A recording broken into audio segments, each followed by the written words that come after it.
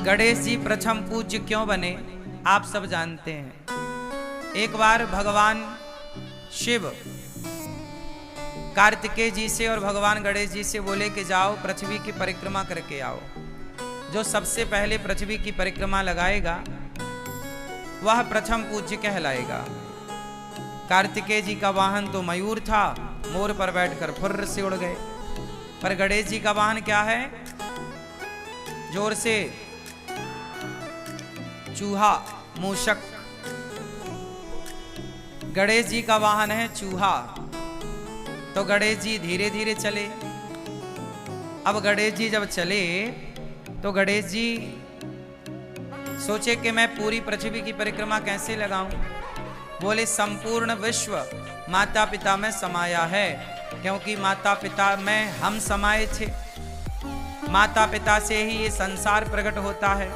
इस संसार में कोई भी हो, बिना माँ बाप के संसार में आने की इजाजत नहीं है? भगवान ही क्यों ना हो, उनको भी माता पिता का आश्रय लेना पड़ा। देवकी वसुदेव, कौशल्या, दशरथ जी। इस संसार में ऐसा कोई नहीं है जो भगवान भी माँ बाप के बिना आए। तो चाहे चींटी हो या हाथी हो, इंसान हो या पक्षी हो, सबको आने के लिए किसका आश्रय लेना पड़ता है? माता पिता का। तो माता पिता ही ये सृष्टि को उत्पन्न करने वाले हैं, सृष्टि को रचने वाले हैं। इसलिए गणेश जी ने सोचा कि माँ बाप को प्रणाम कर लूं, परिक्रमा कर लूं, तो संपूर्ण पृथ्वी की परिक्रमा करने का हमें फल मिल जाएगा। गणेश जी ने माँ बाप की परिक्रमा लगाई, और जैसे माँ बाप की परिक्रमा लगाई, पूरी पृथ्वी की परिक्रमा लगाकर कार्तिकेय जी आए। बोले हम तो देखो पहले परिक्रमा लगा के आ गए, अब हमारी प्रथम पूजा होनी चाहिए। शंकर जी बोले आपने प्रथम परिक्रमा नहीं लगाई विश्व की, तो किसने लगा दी?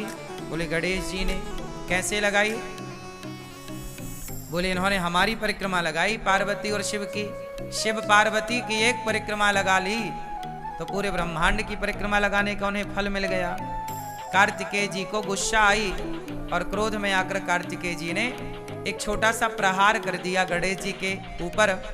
तो वो प्रहार जाकर गणेश जी के दांत में लगा, तो गणेश जी का एक दांत टूट गया। तब से उनका नाम पड़ा एकदंत। क्या नाम पड़ा? एकदंत दयावंत चार भुजाधारी, माथे सिंदूर सोहे। तो गणेश जी का नाम एकदंत। तो कार्तिकेय जी और गणेश जी के बीच में जो शर्त लगी तो गणेश जी जीत गए। तो गणेश जी ने माँ बाप की परिक्रमा की, तब से गणेश जी प्रथम पूज्य हो गए कि गणेश जी जैसी बुद्धि किसी के पास नहीं है। इसलिए गणेश जी बुद्धि के अधिष्ठात्र बन गए, बुद्धि के देवता बन गए। गणेश जी किसके देवता हैं? जोर से। गणेश जी बुद्धि के देवता हैं। जिसे बुद्धि चाहिए वो गणेश जी के पास जाए। गणेश जी बुद्धि के परम देवता हैं। अच्छा, गणेश जी का वाहन है चूहा। अब जरा यहां ध्यान से सुनिएगा। हमारे वेदों पुराणों ने, हमारी ऋषि मुनियों ने कितनी बढ़िया व्यवस्था की है। समझदार को इशारा काफी, ये सुना है ना आप लोगों ने? आप सब समझदार हैं, इसलिए हमें सारी करते चलेंगे। देखो, गणेश जी बुद्धि है और गणेश जी का वाहन क्या है? चूहा। चूहा किसका प्रतीक है? चूहा किसका प्रतीक है? तर्क का। कुतरता रहता ना, कुछ भी मिल जाएगा चूहा कुतर देगा। चूहा तर्क का प्रतीक है। किसका प्रतीक है? तर्क। चूहा है तर्क और गणेश जी है बुद्धि। तो गणेश जी किसके ऊपर सवार है? बुद्धि के ऊपर। गणेश जी किसके ऊपर सवार है? तर्क के ऊपर। बुद्धिमान वही हो सकता है जो तर्क पर सवार हो। तर्कमय बुद्धि श्रेष्ठ है। जो विद्वान होगा वह तर्क जरूर करेगा, तार्किक होगा। तर्क शास्त्र पढ़ते हैं ना हम लोग, तर्क शास्त्र है। तो बुद्धिमान व्यक्ति, देखो एक बच्चा होता है ना, बहुत सारे सवाल करता है। माँ भगवान हैं तो दिखाई क्यों नहीं पड़ते? माँ गणेश जी की सूंड लंबी क्यों है? माँ गणेश जी के कान बड़े बड़े क्यों हैं? ऐसा बच्चा पूछता है ना आपसे। तो ये बच्चा जो पूछ रहा है उसके पूछने को ही तर्क कहते हैं। वो तर्क करता है। जैसे तर्क है, गणेश जी के कान बड़े क्यों हैं? ये तर्क है। ये क्या है? ये मैं इनसे प्रश्न कर रहा हूं, मतलब मैं इनसे तर्क कर रहा हूं। यही है तर्क। गणेश जी के कान बड़े बड़े क्यों हैं? ये क्या है? बोलो बोलो, क्या है ये? तर्क है। क्या है ये? तर्क। अच्छा, तर्क कौन कर सकता है? सवाल कौन कर सकता है? मूर्ख व्यक्ति कभी सवाल नहीं कर सकता। पढ़ा लिखा बुद्धिमान ही सवाल कर सकता है। सवाल करने वाला तार्किक है, मतलब पढ़ा लिखा है। छोटे छोटे बच्चे बहुत सारे सवाल करते हैं क्योंकि उनके अंदर, वो अभी पढ़े लिखे तो नहीं है पर उनकी जिज्ञासा है, तर्क है। तो तर्क कौन कर सकता है? बुद्धिमान व्यक्ति। एक बच्चा वो होता है जो अपने टीचर से बहुत सारे सवाल करता है। सर जी समझ में नहीं आया, ऐसा क्यों हुआ? ये ऐसा है तो ऐसा क्यों हुआ? वैसा है तो वैसा क्यों? जो बच्चा बहुत सारे सवाल करता है मतलब वो बुद्धिमान होगा। और जो बच्चा मास्टर से कुछ नहीं पूछता वो एक नंबर का बुद्धू होगा। बात सही है कि गलत है? जो ज्यादा सवाल करेगा वो कौन होगा? जोर से, बुद्धिमान। तो गणेश जी किस पर बैठे हैं? तर्क पर। गणेश जी बुद्धि हैं और सवार तर्क पर हैं। बुद्धिमान हमेशा तर्क करता है। ये गणेश जी का चूहे पर बैठने के पीछे का साइंस है, विज्ञान है। गणेश जी के कान बड़े बड़े होने के पीछे का विज्ञान बताओ आप। गणेश जी के कान बड़े बड़े क्यों हैं? ना बताओगे? गुस्सा हो क्या? गणेश जी के कान बड़े हैं इसलिए आपको मैसेज दे रहे हैं कि भैया ज्यादा से ज्यादा सुनो, ज्यादा से ज्यादा सुनो। ज्यादा, यदि आप ज्यादा सुनने लग जाएंगे अपने माता की, पिता की, सास की, ससुर की, पति की, पत्नी की, तो आप कभी झगड़े में उलझेंगे ही नहीं। जो ज्यादा सुनता है वो झगड़े में नहीं उलझता। जो कम सुनने वाले होते हैं, बोले मैं आपकी क्यों सुनूं, जो कहते हैं मैं आपकी क्यों सुनूं, वो झगड़ा जरूर करेगा। और जो सुन लेता है, सुन लो ना, माँ की, पिता की, पत्नी की, पति की, सुन लो।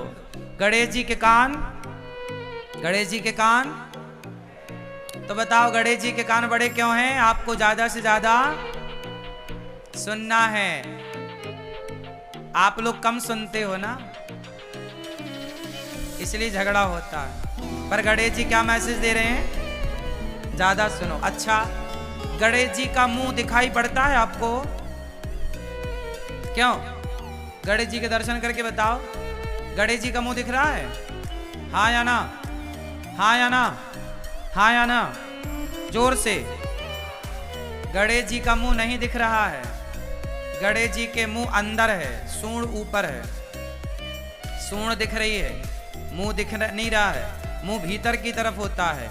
गणेश जी के कान बड़े हैं और मुंह अंदर है, मतलब दिख नहीं रहा है। मतलब गणेश जी का मैसेज है कि मुंह को छिपा के रखो, मतलब बोलो कम, सुनो ज्यादा।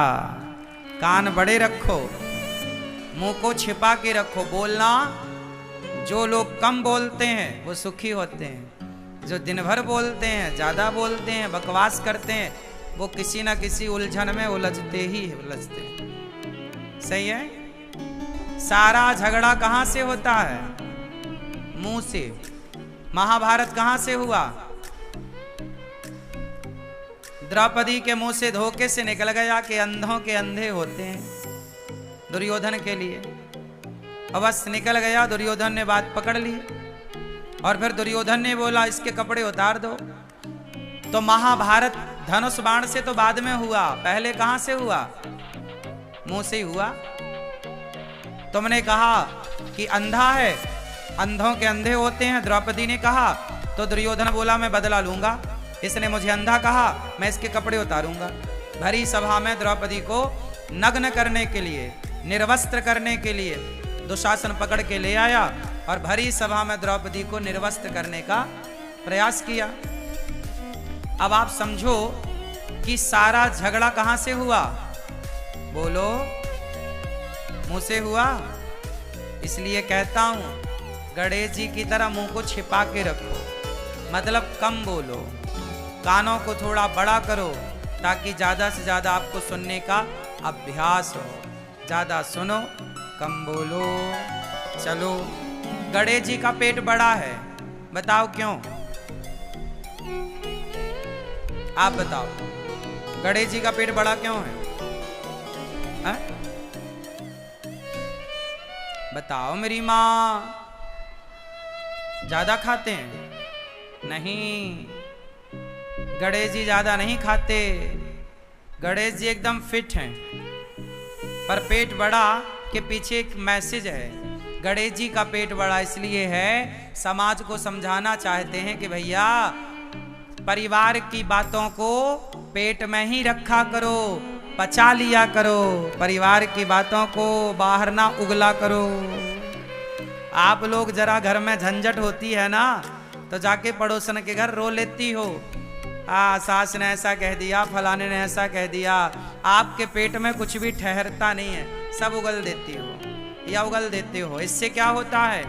संत जन कहते हैं, अपने, एक दोहा बोल रहा हूं, फिर आप अर्थ बोलना, हमें उसका अर्थ नहीं आता, आप लोगों से जानेंगे आज। अपने अपने घरन का दुख ना कहियो रोई, सुन इठले हैं लोग सब, बाँट न ले हैं कोई। अपने अपने घरन का दुख ना कहियो रोई, सुन इठले हैं लोग सब, बाँट न ले हैं खोए। आप सब अपने घर का दुख किसी से मत कहो, क्योंकि दुनिया सुनती है आपके संग रो रो कर, और आपका दुख रो रो कर दुनिया सुन लेगी। आपके जाने के बाद हंस हंस कर लोग बताते हैं कि देखो इसके घर ऐसा हो गया, इसका पति ऐसा है, इसकी पत्नी ऐसी है, इसका परिवार ऐसा है, इसका बेटा ऐसा है। इसलिए अपने घर की बातें कभी कितना भी अपना हो मत बताओ, पचाओ। इसलिए गणेश जी का पेट बड़ा, कुछ बातें पेट में, हर चीज बताने की नहीं। समझ में आई क्या? बोलो हाँ कि ना। बैठ जाओ अब मेरी माँ अच्छे से। अच्छा, गणेश जी खाते क्या हैं ज्यादा? जोर से क्या? लड़ुअन को भोग लगे। काय का भोग लगे?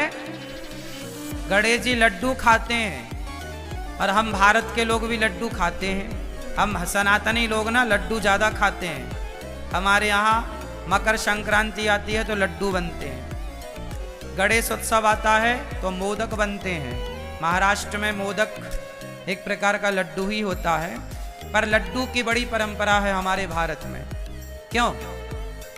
भारत में अनेक क्षेत्र में अनेक प्रकार के लड्डू बनाए जाते हैं। बेसन के लड्डू, तिल के लड्डू, है ना, और ना जाने किस किस के लड्डू आप सब बनाती होंगी मेरी माँ, और लोग खाते भी होंगे।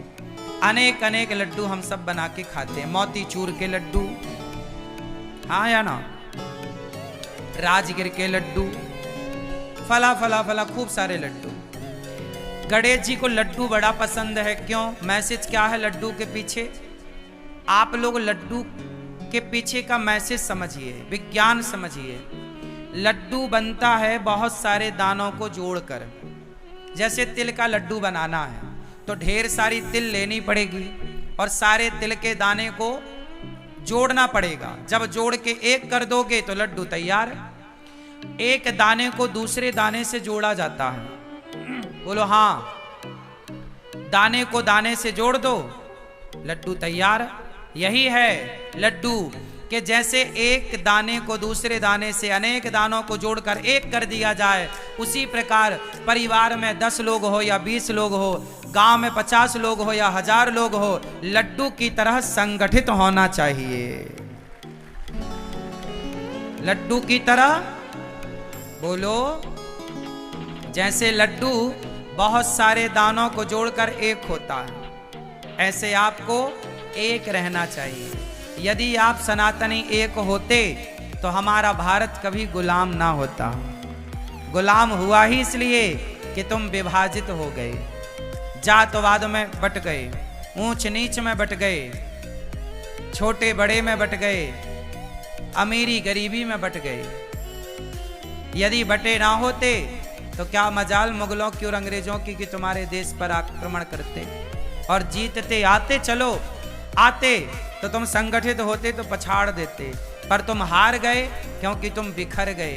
लड्डू यदि बिखर गया, दाने दाने अलग हो गए, तो वो लड्डू कहाँ रहा? लड्डू तो तब तक है जब तक वो एक है, जुड़ा है, संगठित है। बस यही है।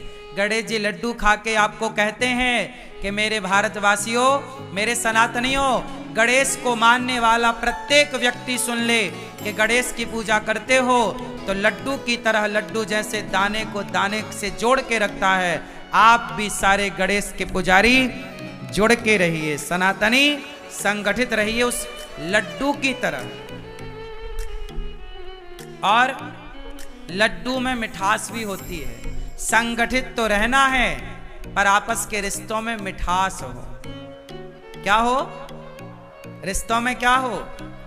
परिवार संगठित रहे लड्डू की तरह और मिठास, मीठे मिठास से भरा रहे। जहां सुमति तहां संपत्ति नाना, जहां कुमति तहां विपत्ति निदाना। संगठित रहो। गणेश जी की नाक बड़ी है। बोलो हाँ, गणेश जी की नाक बड़ी है। चलो अब इसका मतलब आप बताओ। ये चश्मा वाली बहन बताएंगे, सब हमने बताया, कुछ आप बताओ। गणेश जी की नाक क्यों बड़ी है? बैठे बैठे बताओ। नहीं पता? क्यों? आप बताओ। नहीं बताओगे ना? कुछ कसम खा के आए हो, कुछ नहीं बताऊंगा, है ना?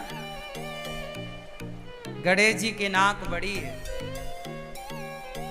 समाज में कुछ ऐसा काम करो अपनी बुद्धिमत्ता से, आप समाज में इतने बड़े पद, बड़े नाम तक पहुंचो कि समाज में आपके सम्मान की नाक बड़ी हो। कभी नाक ना कटा लेना, कोई ऐसा गलत काम ना कर लेना कि आपकी नाक कट जाए। नाक बड़ी होनी चाहिए, मतलब आपका समाज में सम्मान होना चाहिए। आजकल के लोग सम्मान की परवाह नहीं करते और गलत काम कर लेते हैं, बाद में भले उनकी नाक कट जाए। अब देखो ना, बहुत सारे लोग हैं जो गलत काम कर रहे हैं, उन्हें जरा भी डर नहीं कि हमारे गलत काम से हमारे माँ बाप की छवि का क्या होगा, हमारे माँ बाप की नाक का क्या होगा, हमारे माँ बाप की इज्जत का क्या होगा। जब आप कोई भी अच्छा काम करते हो तो आपके माँ बाप का नाम बढ़ता है। जब कोई भी आप अच्छा कार्य करते हो तो आपके गांव का, आपके समाज का, आपके देश का नाम आपसे गौरवान्वित होता है। बोलो हाँ। और जब आप कोई भी गलत काम करते हो तो आपके माँ बाप की नाक कट जाती है। बोलो हाँ। तो गणेश जी की नाक बड़ी है कि भैया नाक बड़ी करना है, नाक कटाना नहीं है। सम्मान कमाना है, इज्जत कमानी है, नाक कटानी नहीं। ऐसे कोई काम नहीं करने जिन कामों को करने से आपका समाज में अपयश हो। सदा वही काम करो ईमानदारी से जिससे आपका समाज में यश स्थापित हो। यही कार्य करना चाहिए। बोलिए गणपति बप्पा गणेश भगवान की जय।